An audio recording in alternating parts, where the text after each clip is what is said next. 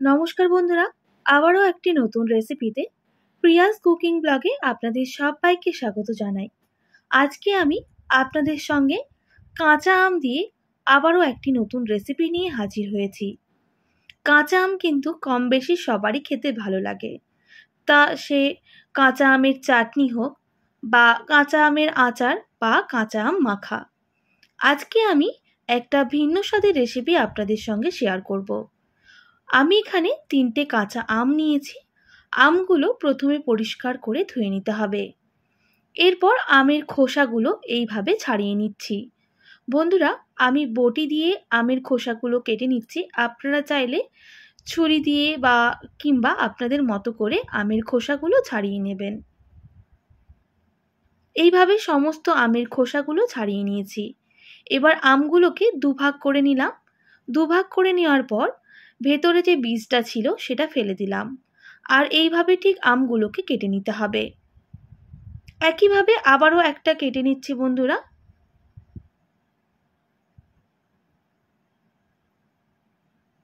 যেহেতু আমগুলো অনেকটাই নরম ছিল, তাই কাটতে খুব বেশি সমস্যা হয়নি।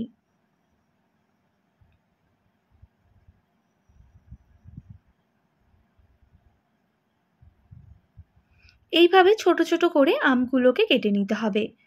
একইভাবে সমস্ত আম এইভাবেই কেটে নেব। তো বন্ধুরা, কাঁচা আম দেখে কার কার জিভে জল আসছে অবশ্যই কমেন্ট করে জানাবেন। আমগুলো কেটে নিয়েছি। 3 থেকে 4 বার জল পাল্টে পরিষ্কার করে ধুয়েও নিয়েছি। এরপর একটা কড়াই বসিয়ে দিলাম। কড়াইয়ে দিয়ে দেব 1 বাটি মতো জল। জলটা অবশ্যই পরিমাপ বুঝে দেবেন। আমি এখানে 1 বাটি জল দিয়েছি 3টে আমের জন্য। এবার জলের মধ্যে আমগুলো দিয়ে দেব।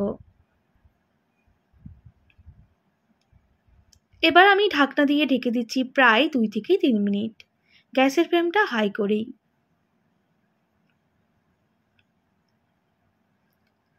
3 মিনিট পর ঢাকনাটা সরিয়ে নেব বন্ধুরা। দেখেই বুঝতে পারছেন আমের কালারটা কিন্তু অনেকটাই চেঞ্জ হয়ে গেছে। আর আমটা কিন্তু সুসেদ্ধ হয়ে এসেছে। এবার ঢাকনা না দিয়ে আরও 2 থেকে 3 মিনিট এইভাবেই ফুটিয়ে নিতে হবে। 3 মিনিট মতো ফুটিয়ে নিয়েছি। এবার আমগুলোকে ম্যাশ করে নেব। গ্যাসের ফ্লেমটা অফ করে এইভাবে একটা ম্যাশার দিয়ে ম্যাশ করে নিতে হবে। আমি কিন্তু আমের জলটা আর ফেললাম না, ওই জলের মধ্যেই কিন্তু আমি আমগুলোকে ম্যাশ করে নিচ্ছি। খুব ভালো করে ম্যাশ করে নিতে হবে।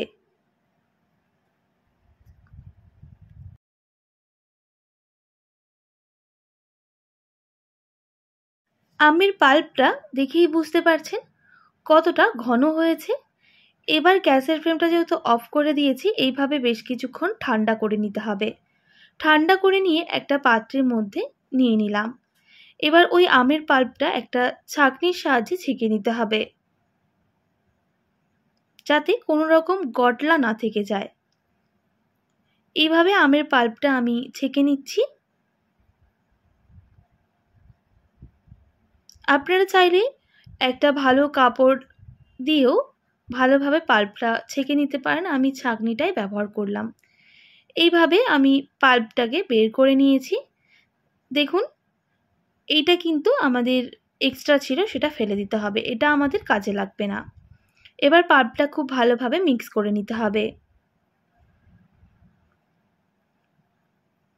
দেখুন, খুব বেশি কিন্তু আমি পাতলা করিনি, এইরকম একটু ঘন রেখেছি। এদিকে আবারও একটা কড়াই বসিয়ে দিলাম। কড়াইয়ের মধ্যে দিয়ে দেব ছোট বাটির 1 বাটি জল, আর ওই বাটির মাপ করে হাফ বাটি চিনি। অবশ্যই মিষ্টিটা আপনারা কম বেশি করে নেবেন। জলের সাথে চিনিটা মিক্স করে নিতে হবে, আর হাই ফ্লেমে চিনিটা গলা অবধি অপেক্ষা করব।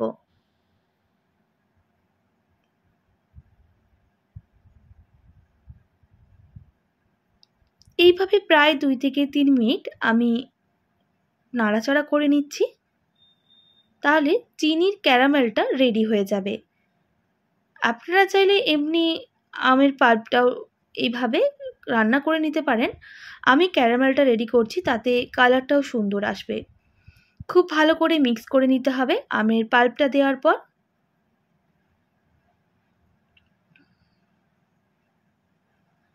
যতক্ষণ না ব্যাটারটা একটু শক্ত হয়ে আসছে। আমি খুব বেশি পাতলা রাখবো না, অনেকটাই ঘন করে নিতে হবে। দিয়ে দিচ্ছি স্বাদ মতো লবণ। আবারও ভালো করে মিক্স করে নিতে হবে। আমি এখানে লঙ্কা গুঁড়োর পরিবর্তে ব্যবহার করছি চিলি ফ্লেক্স। আপনারা চাইলে এখানে লঙ্কা গুঁড়োরও ব্যবহার করে নিতে পারেন। চিলি ফ্লেক্সটা খুব ভালোভাবে মিক্স করে নিতে হবে। আবারও এইভাবে বেশ কিছুক্ষণ রান্না করে নিতে হবে।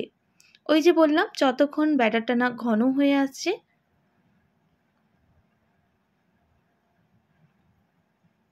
তবে গ্যাসের ফ্লেমটা হাই করেই কিন্তু আমি বেশ কিছুক্ষণ এইভাবেই নাড়াচাড়া করে নেব। বেশ কিছুক্ষণ নাড়াচাড়া করে নেওয়ার পর দেখিয়ে বুঝতে পারছেন অনেকটাই কিন্তু ঘন হয়ে এসেছে।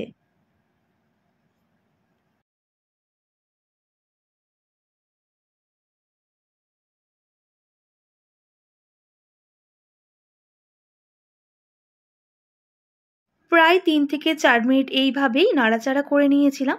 কালারটা কত সুন্দর লাগছে আপনারা দেখেই বুঝতে পারছেন। এইভাবে একবার রেসিপিটা বানাবেন, খেতে দুর্দান্ত হয়। এইরকম একটু ঘন হয়ে গেলেই এবার গ্যাসের ফ্লেমটা অফ করে নিতে হবে। আর আবারও এইভাবেই কড়াইয়ের মধ্যে 5 থেকে 6 মিনিট নাড়াচাড়া করে নেব। তাহলে এটা অনেকটাই ঠান্ডা হয়ে যাবে।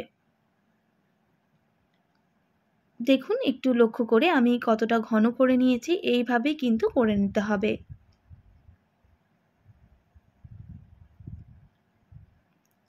ঠান্ডা করে নিয়েছি আর এদিকে আমি এইরকম একটা পাত্র নিয়ে নিয়েছি। এরপর আমি সামান্য পরিমাণ সর্ষের তেল থালার মধ্যে মাখিয়ে নেব।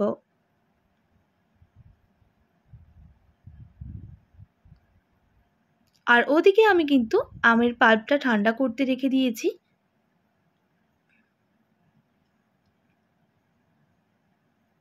খুব ভালোভাবে সর্ষের তেলটা ওই থালার মধ্যে মাখিয়ে নিতে হবে।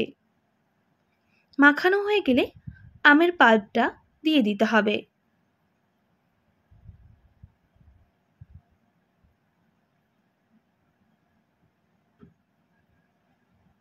দেওয়ার পর এইরকম একটা খুন্তি ব্যবহার করে আমি পাল্পটা ভালোভাবে সেট করে নেব।